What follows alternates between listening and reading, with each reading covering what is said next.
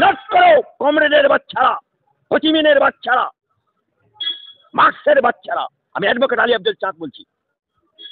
ওদের একটা ব্যানারে লিখতে পারবে ভারতীয় কমিউনিস্ট পার্টি, লিখতে পারবে হাই কোনো মাইকেল হক, লিখতে পারে না। কোকিল যেমন নিজে বাসা বাঁধতে পারে না, কাকের বাসায় ডিম পারে, এরা কোকিলের মতো কাকের বাসায় ডিম পারে, এই জন্যই ভারতীয় লিখতে পারে। যার নাই কোনো গতি সে করে কমিউনিস্ট পার্টি।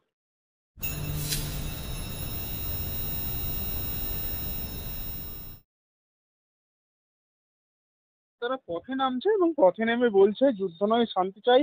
পাকিস্তানের জঙ্গিদের ঘাঁটি কেন ধ্বংস করা হলো, জঙ্গিদের কেন মারা হলো, অতগুলো প্রাণ কি জন্য ভারতীয় সেনা কেড়ে নিল, কেন জল চুক্তি স্থগিত রাখা হলো, কেন জল পাচ্ছে না পাকিস্তান, এইসব নিয়ে প্রশ্ন তুলছে তারা। আরে পাকিস্তানের তো দালালেরা।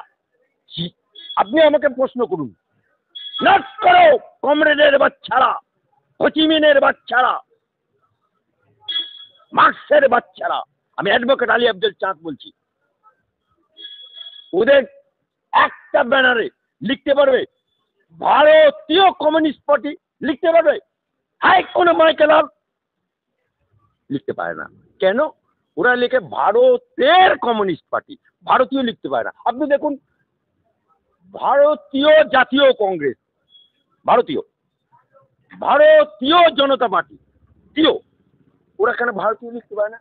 কারণ ওরা, ওদের জিন হচ্ছে চীন আর রাশিয়া। অর্থাৎ কোকিল যেমন নিজে বাসা বাঁধতে পারে না, কাকের বাসায় ডিম পারে, এরা কোকিলের মতো কাকের বাসায় ডিম পারে, এই জন্যই ভারতীয় লিখতে পারে। এই জন্যই ওরা আজ পর্যন্ত ওরা ভারতীয় হতে পারেনি।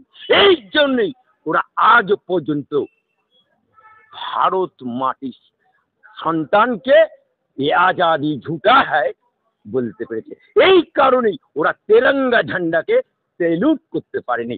এই কারণেই সুভাষচন্দ্র বোসকে বলেছিল তেজ কুত্তা। এই কারণেই বিশ্বকবি রবীন্দ্রনাথকে বলেছিল বুর্জুয়া কবি।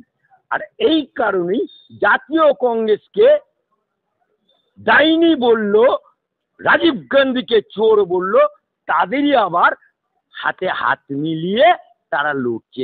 এদের কোনো নীতি আছে, আদর্শ আছে? যার নাই কোনো গতি সে পড়ে হোমিওপ্যাথি, যার নাই কোনো গতি সে করে কমিউনিস্ট পার্টি।